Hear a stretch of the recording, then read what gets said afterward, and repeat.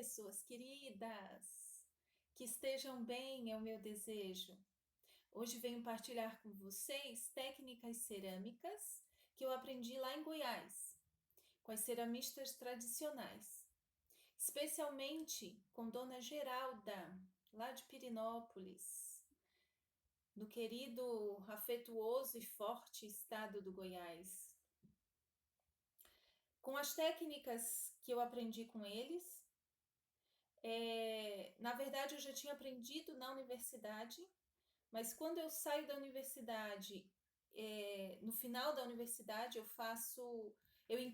conheço Pirinópolis, conheço as peças cerâmicas e vou atrás de conhecer as mestras ceramistas. Lá em Goiás, até então, a cerâmica era uma tradição feminina.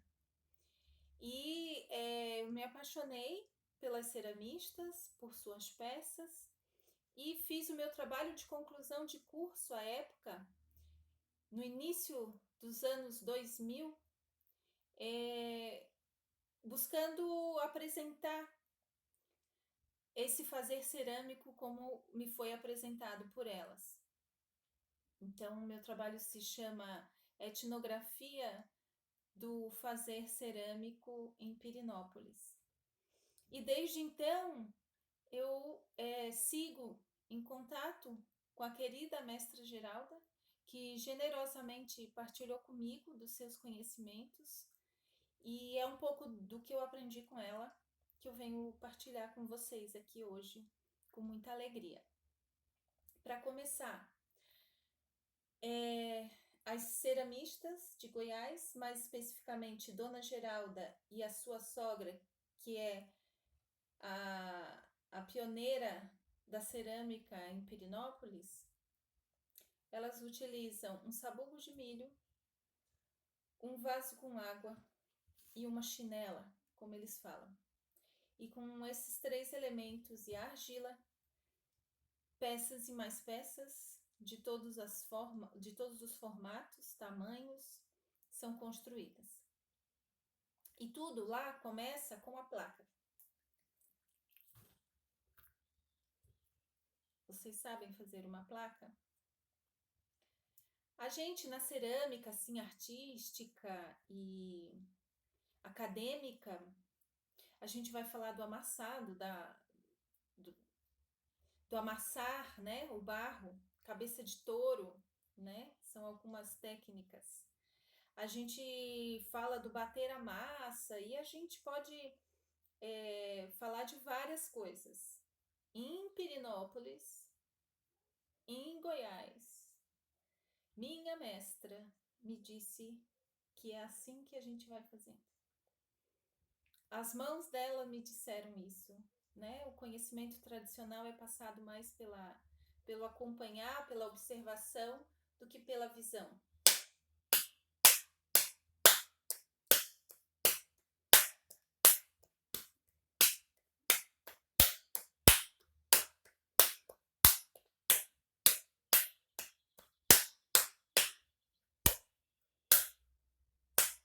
Pelos sons também.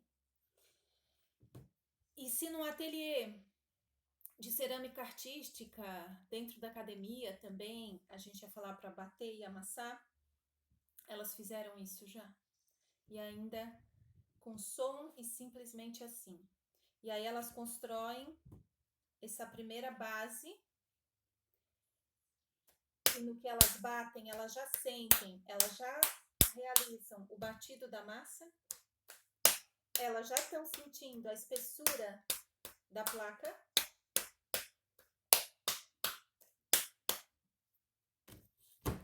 E iniciam seu trabalho. Com Dona Geralda eu aprendi que as mãos ouvem, elas não só sentem o toque, mas elas ouvem também. E elas são o principal instrumento da cerâmica. Aqui eu estou sentindo essa placa e eu já sei onde que ela está mais fina, onde que ela está mais grossa. E eu já vou acertando ela para que ela crie uma padronização, né? Que essa placa tenha a mesma espessura de um canto a outro. E ela vem com seu sabugo, que foi molhado, e vai acertar. Olha o que acontece com o sabugo quando é aplicado na peça, na massa. Ele tira o excesso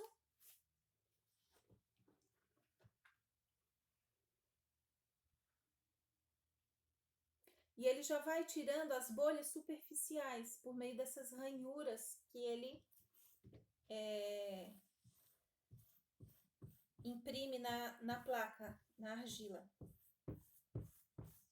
Na academia, no ateliê artístico, a gente faria essa placa ou numa plaqueira, uma grande máquina onde a gente passa a massa e ela se forma, ou faríamos com rolo, algum tipo de rolo, rolo de macarrão, ou rolo de tubo de PVC, alguma coisa que dê para comprimir essa massa, e nós estaríamos usando 2 pedacinhos de madeira da mesma espessura, que daria a altura dessa placa.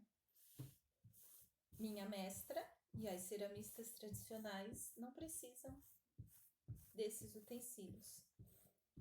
A própria experiência de anos produzindo suas placas já deu a elas a noção de quanto que elas precisam, qual é a espessura ideal.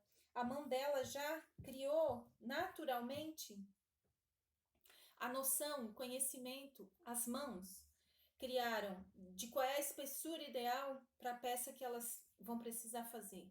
E a mão dela já sabe e imprime o esforço que precisa na argila para alcançar essa placa na espessura que precisa. Passado o sabugo de milho, e aí a gente já tirou um tanto de bolhas superficiais, a gente vem com a chinela, para mim é chinelo, tá? Mas elas chamavam de chinelo. E vem alisando essa placa. Quando eu aliso a placa, e a água aqui é importante porque ela vai ajudando a mostrar onde que estão as bolinhas, né?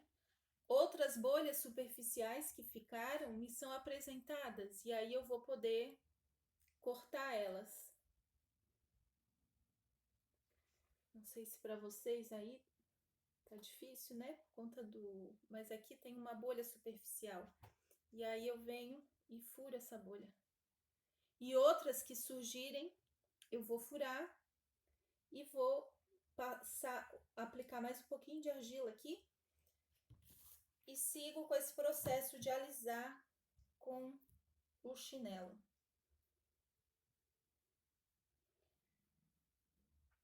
Nessa parte, então, o que não ficou ainda bem alisadinho, ou seja, na mesma espessura, mais do que alisado na mesma espessura, eu ajeito agora com o chinelo.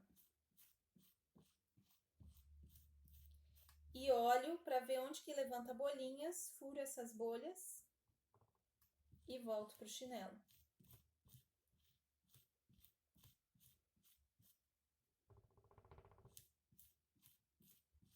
Faço isso de um lado, faço isso do outro lado.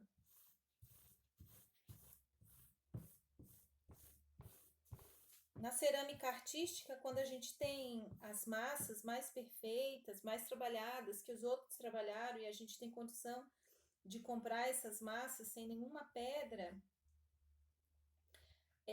a gente quer sempre a ideia do alisar, né?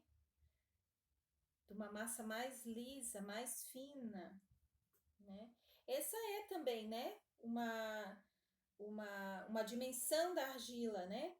Conseguir essa leveza de uma massa, né? Que é bruta, né? Então, conseguir esse refinamento de um material que é bruto, que é cheio de impurezas. E aí vem todo o conhecimento da porcelana, dos japoneses, que desenvolveram sim essa pureza. Mas aqui a gente vê essa dimensão de pureza ou de superfície lisa ou de acerto sendo construída aos poucos nessa conversa, nesse diálogo com o material. Feigo-Stroer nos diz, né, cada material tem a sua imaginação, então na lida de cada um desses materiais, eu vou desenvolvendo uma imaginação própria.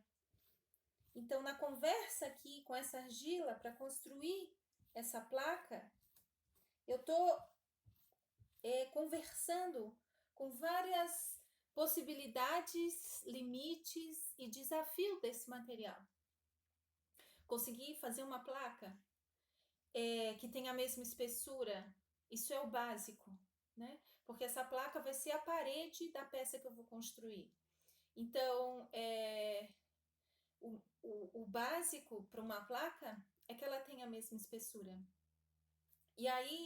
E que ela seja uma placa que não vá ter bolhas, que não vai estourar durante a queima, né? Então, são essas duas questões básicas da argila e da placa. A partir daí, esse cuidado com uma placa super lisa, nesse momento, a gente vai vendo com o tempo que não cabe, porque essa massa ainda vai passar por vários processos. Então, esse refino, esse acabamento, ele vai acontecendo no próprio processo, né? Aqui cabe deixar uma massa lisa e de mesma espessura, né? E aqui nós temos nossa placa feita com sabugo e chinela. Feita a placa, as ceramistas do Goiás já têm peças em que elas trabalham com a forma, tá? Servem de forma para elas. São outras peças que elas também produziram e que vão ter essa função exatamente da forma. Na cerâmica a gente trabalha com muita forma de gesso, né? Na cerâmica artística, ateliê e acadêmica. Elas usam a própria forma que elas criaram do próprio barro e elas botam um pano por cima. E aí vamos ver aqui duas técnicas que o mestre Canabarro chamou atenção quando ele soube desse fazer artístico lá do Goiás. Canabarro, um grande mestre da cerâmica, professor da Universidade do Estado de Santa Catarina, UDESC, que eu tive a honra de ser sua aluna. Ele participou da banca do meu trabalho de conclusão de curso à época, e ele chamou a atenção que essa técnica da placa, reunida à técnica do molde, e mais para frente a gente vai ver a do acordelado, nesse tipo de fazer que reúne essas várias técnicas, tem aí referências da cerâmica, da maneira de construção cerâmica dos povos africanos, dos povos indígenas e dos europeus, né? A ideia da placa, do molde, segundo o professor Canabarro, é uma herança, referência africana. A ideia do utilitário vem já de uma tradição, né, da cerâmica, de construção de utilitários, mas também vem com a ideia da louça que os europeus trouxeram. E o acordelado é a técnica indígena, né, brasileiríssima, e de tantos outros povos ancestrais que aprenderam que por meio do acordelado das cobrinhas qualquer peça pode ser construída. Então vamos lá.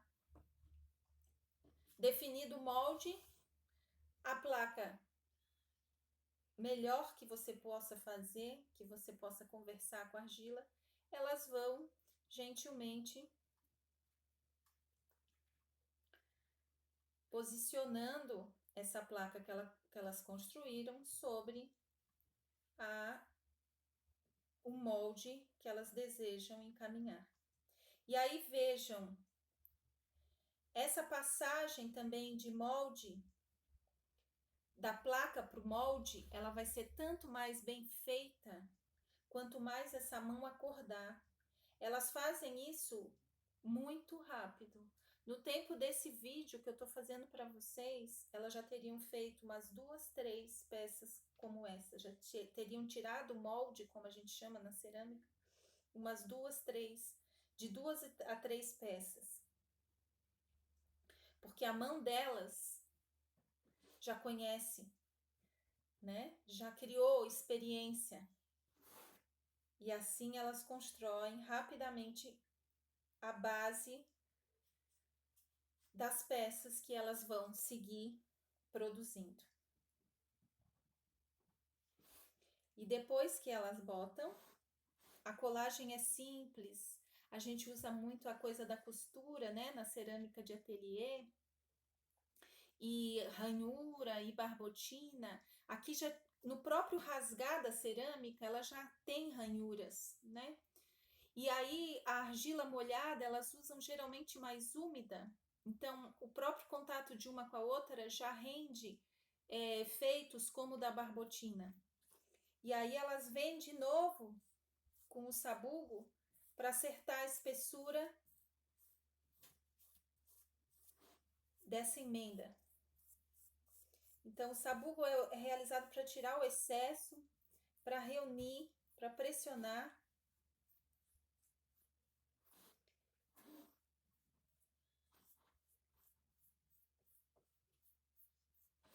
E elas vêm depois com a chinela e alisam. E com esses 2 instrumentos, elas fazem tudo, tá?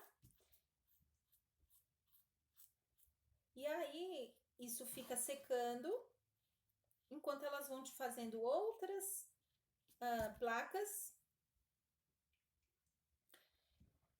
botando em outras formas, essa peça fica secando. Então, são várias. Elas têm uma agilidade de produção tão rápida quanto do torno, com esse tipo de técnica que elas sintetizaram em Goiás. Tá joia, pessoal? Daí daqui a pouco eu volto com a peça já seca, né? Já no formato, para seguir com a construção da peça. Até já! Então, passado um tempo em que a peça ficou descansando no molde, as ceramistas voltam a trabalhar com elas. Aqui eu chamo a atenção, olha como fica no sabugo. Isso aqui já é a barbotina, tá vendo? Então, naturalmente vai sendo produzida uma barbotina bem fina pelo próprio uso do sabugo, né? Então, vejam a simplicidade e o refinamento das técnicas tradicionais, né? Que o que precisa já a própria mão e o próprio processo, o próprio fazer, já vai produzindo aquilo que se precisa, os materiais que se precisam, né? Então, no que eu vou mexendo na minha massa, eu já vou produzindo a barbotina que já vai sendo aplicada ali mesmo, ou vai sendo armazenada no pote para ser usado quando eu precisar, tá certo? A água das ceramistas do Goiás não fica assim, porque elas estão em trabalho. Então, é sempre essa água constante, com restos de argila, com a própria barbotina ali sendo curtida ao longo dos dias de trabalho, né? Esse pote com água e com o sabugo, ele fica ali durante toda a semana de trabalho. Retornando então agora para nossa peça, de novo, elas não ficam alisando muito essa peça quando ela está aqui na forma. Elas vão alisar da agora para diante quando elas tiram a peça da forma, ok? Então, secou suficientemente para manter a forma que elas desejam da peça que elas querem produzir.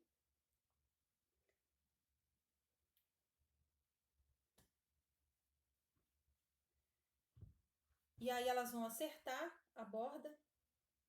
Isso às vezes é feito já ali, né? Quando elas botam a argila primeiro, elas já usam de cortar o excesso, né? Para depois facilitar a vida delas.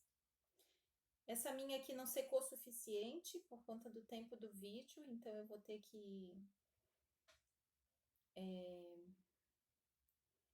dando aqui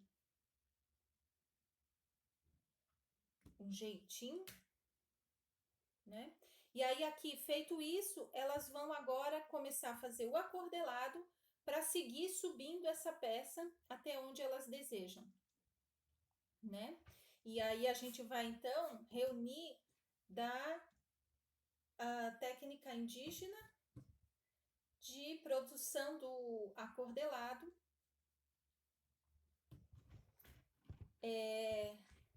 na construção das peças. Então vejam, essas duas técnicas básicas, três técnicas básicas, né, do fazer cerâmico, o acordelado, a placa e o molde. Assim elas produzem toda e qualquer peça que surgem por encomenda ou que elas passam a ter desejo de criar. O acordelado é a técnica mais básica, né, usada pelos nossos indígenas, usada também por todos os povos tradicionais das várias partes do mundo, né? E pelo acordelado se faz da menor peça até a maior peça. Já se tentou fazer peças grandes, né, de vários metros, com placa para render o trabalho, mas essas peças elas não se estruturam adequadamente. É sempre com acordelado. O acordelado pode ter várias espessuras, né? Claro que para peças grandes eles vão ser grandes acordelados, né, de uma espessura grande, mas ainda é nessa ideia de reunir partes para compor o todo, né? Como tijolos de uma construção que vão fazer dar corpo, né, a qualquer edificação, tá? Feito o acordelado, então, elas vão usar também o sabugo como ranhura, elas ranhuram aqui também, e aí elas seguem construindo a sua peça até onde elas desejam, né, na altura que elas desejam, no formato que elas desejam, usando daí a construção com acordelado. Ainda usando o sabugo, e aí também nas peças, especialmente nas redondas, e mesmo aqui tem formatos retangulares, as bordas têm um pouco de curvatura, né? E aí o chinelo vem para ajudar a alisar, a subir, a acertar essa parede, tá certo? Como a técnica do acordelado já esteve em outro vídeo, a gente encerra por aqui, chamando atenção para a qualidade das peças que são realizadas em Goiás, chamando atenção para a força dessas mulheres ceramistas do Brasil inteiro, né, que tocam adiante esse sagrado fazer tradicional, ancestral, que é o modelar a argila. Gratidão e boas criações!